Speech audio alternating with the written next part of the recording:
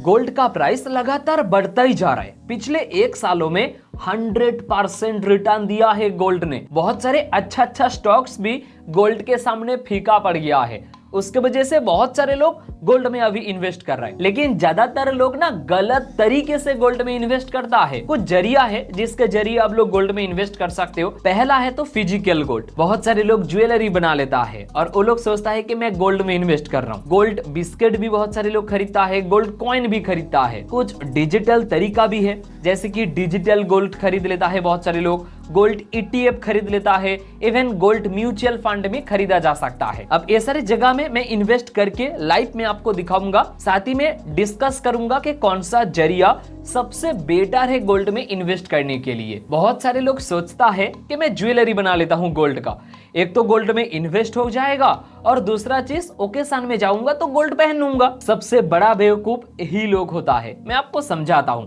मान लीजिए 1 लाख का गोल्ड आप लोग खरीदने गए हो। अब जब आप लोग ज्वेलरी बना रहे हो, सिर्फ 1 लाख का गोल्ड आपको नहीं दे देगा शॉप वालों, आपको उसके ऊपर मेकिंग चार्ज देना पड़ेगा।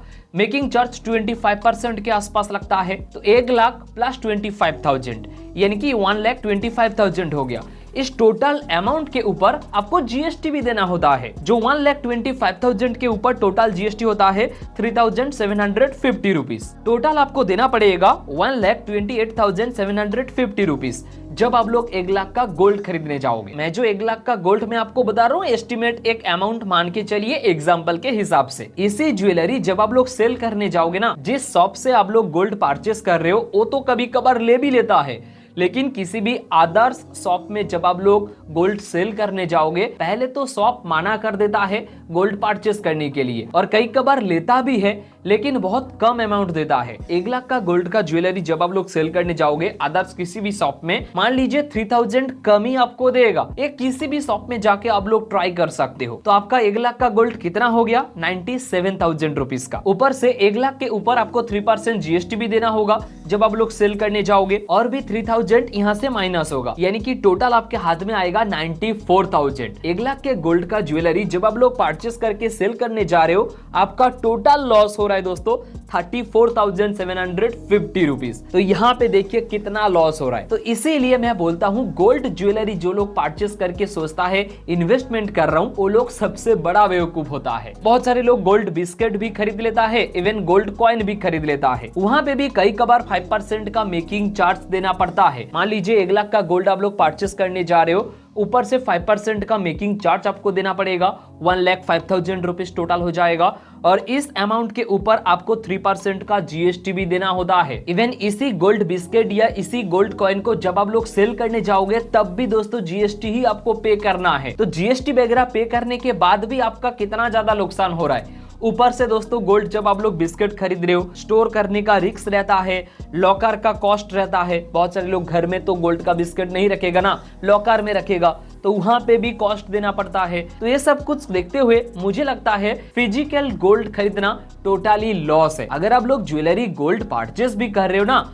उसको इन्वेस्टमेंट का नाम मत दो। बस आप लोग शौक के लिए खरीद रहे हो वो अलग बात है, उसको इन्वेस्टमेंट का नाम मत दो। फिजिकल गोल्ड तो कैंसिल है। दूसरा तरीका, बहुत सारे लोग डिजिटल गोल्ड में भी इन्वेस्ट कर देता है। ये आपके UPI एप्लीकेशन के थ्रू भी इन्वेस्ट कर सकते हो, चाहे वो गूगल पे हो गया हो, पेटीएम या फोन पे। मैं फोन पे यूज करता हूं तो उसके जरिए मैं गोल्ड में इन्वेस्ट करके दिखाता हूं। बस फोन पे एप्लीकेशन आपको ओपन करना है, सर्च के अंदर आना है, और यहाँ पे सर्च के अंदर आपको सर्च करना है डिजिटल गोल्ड। मैं आपको लाइव दिखा रहा हूँ यहाँ पे इन्वेस्ट करके। यहाँ पे डिजिटल गोल्ड सर्च कर लेते हैं, बाई यहाँ पे गोल्ड का ऑप्शन आ चुका है, तो इसके ऊपर आपको क्लिक कर देना है। अब लोग डिजिटल गोल्ड के ऊपर भी इन्वेस्ट कर सकते हो कुछ इस जरिए। अब देखिए मैं 100 रुपीज इन्वेस्ट करके यहाँ पे दिखाता हूँ। तो मैं यहाँ पे 100 रुपीज ले लिया हूँ। 100 रुपीज जब मैं इन्वेस्ट कर रहा हूँ डिजिटल गोल्ड में, मुझे कितना गोल्ड मिल रहा है। यहाँ पे साइड में देखिए लिखा हुआ है 0.006 ग्राम मुझे मिल रहा है, और यहाँ पे लाइव प्राइस भी दिया गया है। लेकिन यहाँ पे एक चीज नोटिस कीजिए, प्लस GST भी आपको देना पड़ेगा। मतलब जब आप लोग गोल्ड परचेस करने जाओगे 3% का आपको GST जीएसटी भी पे करना होता है। तो चलो प्रोसीड के ऊपर क्लिक करते हैं। यहाँ पे कितना रुपीस का इन्वेस्टमेंट होगा, देखिए 97.09 रुपीस का इन्वेस्टमेंट होगा। बेसिकली कुछ चार्जेस आपके यूपीआई एप्लीकेशन भी काट लेता है। ऊपर से दोस्तों यहाँ पे 3% का जीएसटी भी ऐड करना होता है। तो चलिए प्रोसीड टू बाय के ऊपर क्लिक करके मैं पेमेंट कर देता हूँ। पेमेंट मैंने सक्सेसफुली कर दिया। अभी डन करते हैं। देखिए मुझे कितना नुकसान हुआ है। मैं 100 रुपीस इन्वेस्ट किया हूँ,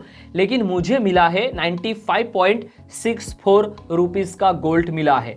तो डायरेक्ट मुझे नुकसान हो गया 4.5 रुपीस के आसपास मेरा नुकसान हो गया दोस्तों। खरीदने जब जा रहा हूं तब दोस्तों इतना नुकसान हो गया 4.5 रुपीस का। 100 रुपीस के अंदर लगभग 4.5% का मेरा नुकसान हो गया। ऊपर से दोस्तों जब मैं सेल के ऊपर क्लिक करूंगा, यहाँ पे भी देखिए, यहाँ पे भी चार्जेस वगैरह देना पड़ेगा। यानी कि जब मैं सेल करूंगा, मैं कितने रुपीस सेल कर पाऊंगा, 92.53 रुपीस। बेसिकली दोस्तों मैं 92 रुपीस ही सेल कर पाऊंगा। टोटल जो आपका नुकसान होगा वो 8% के आसपास नुकसान होगा बाई करके सेल करने में। यहाँ पे भी बहुत ज्यादा नुकसान हो रहा है। यहाँ से पता चलता है डिजिटल गोल्ड में भी इन्वेस्ट नहीं करना चाहिए। ऑब्वियसली दोस्तों इतना चार्जेस वगैरह देने के बाद प्रॉफिट ही कितना रुपीस बचेगा। तो इसीलिए मैं डिजिटल गोल्ड को भी मना करूंगा परचेस करने के लिए। अब दो तरीका बचता है, एक तो म्यूचुअल फंड और दूसरा है ईटीएफ। तो सबसे पहले ईटीएफ के बारे में बात करते हैं। ईटीएफ परचेस करने के लिए आपको एक डीमेट अकाउंट का जरूरत है। बहुत सारे डीमेट अकाउंट है, अपस्टॉक्स है, एंजल वन है, ग्रो है और भी बहुत सारे डीमेट अकाउंट है। तो वो सारे डीमेट अकाउंट आप लोग ओपन कर सकते हो ईटीएफ परचेस करने के लिए। किसी भी डीमेट अकाउंट के अंदर आ जाइए और जो गोल्ड ईटीएफ है ना, वो डायरेक्ट स्टॉक मार्केट में दोस्तों ट्रेड होता है। तो रियल टाइम में आप लोग गोल्ड ईटीएफ को ट्रेड भी कर सकते हो। तो ये प्लस पॉइंट होता है। गोल्ड ईटीएफ में इन्वेस्ट करने के लिए मैं यहाँ पे अपस्टॉक्स ओपन किया हूँ। आप चाहो तो अलग अलग कोई भी एप्लीकेशन ओपन कर सकते हो। सेम तरीका है इन्वेस्ट करने का। गोल्ड ईटीएफ सर्च करना है। ऊपर में दोस्तों गोल्ड 20 का ऑप्शन दिखाई देगा। अब यहाँ से दोस्तों आप लोग परचेस कर सकते हो। यहाँ पे 100 रुपीस से भी दोस्तों आप लोग गोल्ड ईटीएफ परचेस कर पाओगे। अभी गोल्ड 20 में ओपन करके रखा हूँ। एक गोल्ड ईटीएफ है, इसका प्राइस चल रहा है अभी 127 रुपीस। गोल्ड जिस तरीके से बढ़ेगा उतना ही परसेंटेज के हिसाब से आपका प्रॉफिट होगा। गोल्ड ईटीएफ में भी 3% का जीएसटी लागू होता है। लेकिन एक चीज क्लियर कर देता हूं, जब आप लोग गोल्ड ईटीएफ परचेस कर रहे हो 3% का जीएसटी तो दे रहे हो, लेकिन जब आप लोग गोल्ड ईटीएफ को सेल करोगे, अगला बंदा जो स्टॉक मार्केट में आपके पास से गोल्ड ईटीएफ को परचेस करेगा वो भी आपको 3% जीएसटी ऑफर करेगा। बेसिकली 3% जीएसटी देगा। तो यहाँ पे जीएसटी का मसला कोई भी नहीं है। जो डिजिटल गोल्ड और फिजिकल गोल्ड में हम लोग देखे थे कि 3% जीएसटी हम लोगों को पे करना पड़ता था, जो लॉस में चला जाता था, गोल्ड ईटीएफ में वो नहीं है। ये मैं आपको क्लियर कर देता हूँ। गोल्ड बीस परचेस करने के लिए बस बाई के ऊपर आपको क्लिक करना है और कितना क्वांटिटी आपको चाहिए वो क्वांटिटी यहाँ पे डाल दीजिए। जैसे कि मैं चाहता हूँ कि यहाँ पे 2 क्वांटिटी परचेस करना, तो मुझे कितना पड़ेगा, 254 रुपीस यहाँ पे पड़ेगा। और मैं लॉन्ग टाइम के लिए इन्वेस्ट करूंगा तो रिव्यू बाई के ऊपर क्लिक करूंगा। यहाँ पे देखिए टोटल चार्जेस कितना लग रहा है, सब कुछ यहाँ पे दिया गया है। तो सबमिट के ऊपर क्लिक करूंगा, मेरा जो गोल्ड ईटीएफ है वो परचेस हो जाएगा। मेरा जो ऑर्डर है वो कंप्लीट हो चुका है। बेसिकली मेरा जो गोल्ड ईटीएफ है वो बाई हो चुका है। अब एक गोल्ड ईटीएफ को सेल करने के लिए कुछ नहीं करना, बस मैं अपस्टॉक्स यूज कर रहा हूं। अदर्स कोई भी एप्लीकेशन यूज करोगे तो आपके पोर्टफोलियो में जाना पड़ेगा। पोर्टफोलियो के अंदर जाने के बाद यहाँ पे गोल्ड 20 का ऑप्शन दिखाई देगा, तो यहाँ पे क्लिक करोगे, सेल का ऑप्शन है, तो यहाँ से आप लोग सेल कर सकते हो। ये जो गोल्ड ईटीएफ आप लोग परचेस किए हो ना, आपके बिहाफ पे एक फंड मैनेजर ऊपर में बैठा हुआ है। स्टॉक मार्केट में आप जितने भी पैसे का गोल्ड ईटीएफ परचेस करोगे, आपके बिहाफ में गोल्ड लेकर वो स्टोर करके रख देगा। जब आप लोग सेल करोगे, ऑब्वियसली आपके बिहाफ में गोल्ड को वो सेल कर देगा, उसके बाद आपको पैसा दे देगा। ये स्टॉक मार्केट में अवेलेबल है, तो फ्रॉड होने का कोई चांसेस नहीं। ये जो गोल्ड ईटीएफ है, यहाँ पे 0.2 से 0.7% के आसपास दोस्तों एक्सपेंस रेशियो होता है। बेसिकली कुछ चार्जेस आपको देना पड़ता है और वो बहुत कम है। डिजिटल गोल्ड जैसा नहीं कि 8%, 7%, ऐसा बिल्कुल भी नहीं। यहाँ पे 0.2, 0.3, 0.5 ऐसा ही कुछ परसेंटेज आपको देना पड़ता है। अब एक गोल्ड म्यूचुअल फंड क्या होता है? देखिए, म्यूचुअल फंड का मतलब है FOF, basically fund of fund. आप जो म्यूचुअल फंड में इन्वेस्ट कर रहे हो, म्यूचुअल फंड का एक मैनेजर रहेगा जो म्यूचुअल फंड को मैनेज करता है। तो आपके बिहाफ पे पैसा तो लेगा,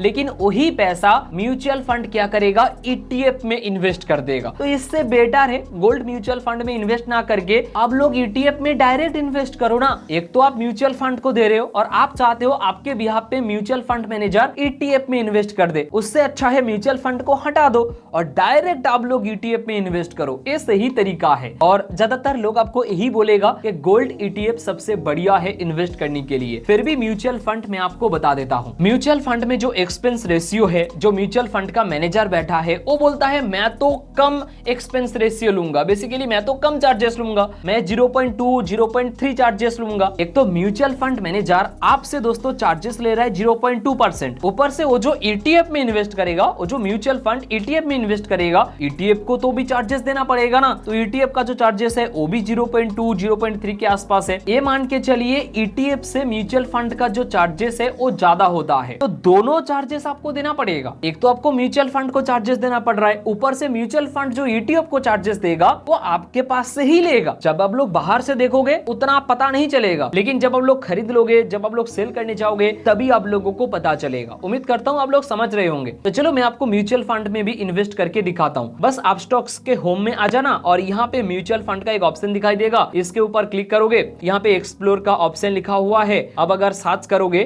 गोल्ड यहाँ पे म्यूचुअल फंड, तो यहाँ पे बहुत सारे म्यूचुअल फंड आ जाएगा, जैसे कि एसबीआई है, एचडीएफसी है, कोटक है। चलो मैं गोल्ड एसबीआई में इन्वेस्ट करके दिखाता हूँ, बस एक एग्जांपल है, कोई रिकमेंडेशन नहीं है, बस मैं आपको एग्जांपल के हिसाब से ही दिखा रहा हूँ। अब गोल्ड म्यूचुअल फंड में ना आप लोग एसआईपी भी कर सकते हो। बेसिकली मंथ में एक डेट को आप लोग फिक्स करके रखोगे कि 5 तारीख मेरे पैसा बैंक से गोल्ड म्यूचुअल फंड में इन्वेस्ट होना चाहिए, तो एसआईपी करके रखोगे, ऑटोमेटिकली आपके बैंक से म्यूचुअल फंड में इन्वेस्ट हो जाएगा। आप चाहो तो वन टाइम भी कर सकते हो, मैं वन टाइम करके दिखाता हूँ। मैं चाहता हूँ 100 रुपीस में म्यूचुअल फंड में इन्वेस्ट कर देता हूँ, बस मैं 100 रुपीस कर दिया हूँ। यहाँ पे मैं चेंज कर लिया हूँ एचडीएफसी, क्योंकि एसबीआई गोल्ड म्यूचुअल फंड में आप लोग 5000 रुपीस से कम इन्वेस्ट नहीं कर सकते। ये जो HDFC gold ETF fund of fund लिखा हुआ है, जिस भी गोल्ड के पीछे फंड ऑफ फंड लिखा हुआ रहेगा वो म्यूचुअल फंड है। यहाँ पे आप लोग देख सकते हो ना, ये जो HDFC gold ETF fund of fund, यानी कि एचडीएफसी का म्यूचुअल फंड है और एचडीएफसी का एक ईटीएफ भी है गोल्ड ईटीएफ। तो ये म्यूचुअल फंड क्या करेगा, एचडीएफसी डायरेक्ट ईटीएफ में इन्वेस्ट कर देगा। तो इसीलिए मैं कह रहा हूं कि डायरेक्ट ईटीएफ में इन्वेस्ट करो,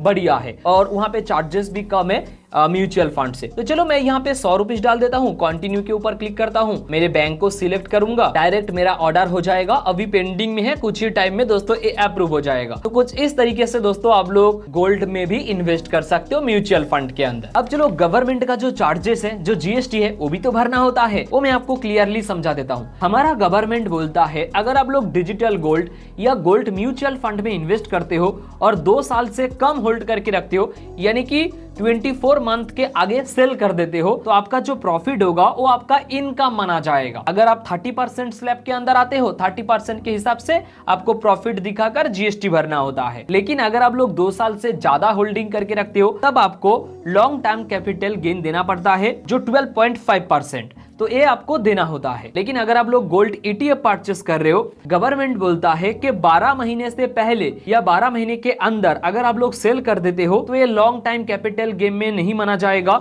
ये आपका इनकम माना जाएगा। अगर आप 30% स्लैब के अंदर आते हो, उसी के जरिए आपको जीएसटी भरना होता है। लेकिन 1 साल से ज्यादा अगर आप लोग गोल्ड ईटीएफ को होल्ड करके रखते हो, तो ये लॉन्ग टर्म कैपिटल गेन माना जाएगा, जो 12.5%। सेम दोस्तों जो डिजिटल गोल्ड और म्यूचुअल फंड में था long term capital gain, same यहाँ पे भी है गोल्ड ईटीएफ के अंदर। ये कुछ जीएसटी का मसला है, ये भी आपको ध्यान में रखना है। उम्मीद करता हूँ ये सब कुछ आप लोगों को क्लियर हो गया होगा। अगर आप लोग गोल्ड में इन्वेस्ट करना चाहते हो, सबसे अच्छा जरिया है गोल्ड ईटीएफ। फिजिकल गोल्ड मत खरीदो, उसको इन्वेस्टमेंट का नाम मत दो। बहुत सारे लोग उसको इन्वेस्टमेंट कहते हैं, मेरे घर वालों भी बोलता है, लेकिन मैं कहता हूँ उसको इन्वेस्टमेंट का नाम मत ही दो। अगर आप ज्वेलरी को मानते हो गोल्ड का इन्वेस्टमेंट, तो आपसे बड़ा बेवकूफ कोई नहीं। सच में मैं आपको बता रहा हूँ, सही तरीका है गोल्ड ईटीएफ, उसके बाद है गोल्ड म्यूचुअल फंड, और उसके बाद डिजिटल गोल्ड, और लास्ट में आता है हमारा फिजिकल गोल्ड। अगर आप लोग चाहते हो सिल्वर के ऊपर भी मैं सेम वीडियो बनाऊं गोल्ड के जैसा, कमेंट बॉक्स में बताना। सिल्वर के ऊपर मैं डिटेल वीडियो बना के आप लोगों को शेयर करूंगा। वीडियो से थोड़ा सा भी हेल्प मिला हो, लाइक शेयर सब्सक्राइब करना मत भूलिए।